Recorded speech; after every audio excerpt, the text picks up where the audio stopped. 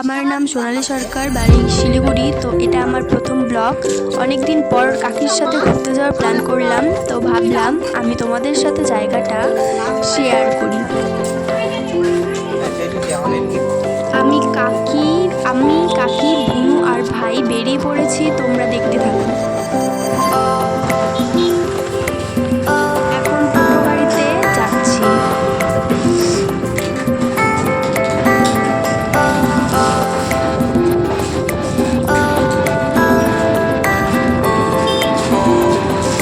তো আমরা এখানে পৌঁছে গেছি। সেখানে এটা হলো শিলিগুড়ির সায়েন্স সিটি, যেখানে আমরা ঘুরতে এসেছি।